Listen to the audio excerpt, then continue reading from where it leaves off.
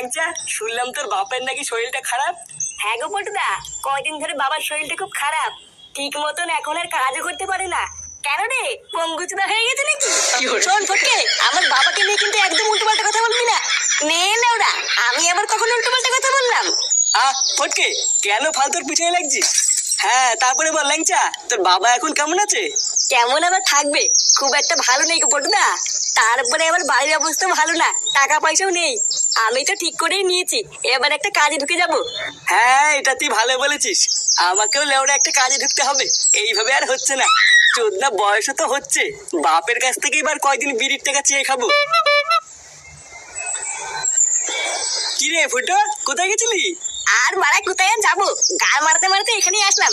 না, সে ঠিক আছে, কিন্তু ভোদার বাল তুই তো খোঁজে আছিস কেন? আর বলিস না তো, লেওরা একটু মাল খাওয়ার জন্য ঝন্টুর দোকানে মাল আনতে গেছিলাম। আর চুদির ভাইটা বলে কিনা বাকিতে মাল দেবে না। বাড়িতে গিয়ে বাপের কাছে 100টা টাকা চাইলাম, বাপও ভোদা দিল না।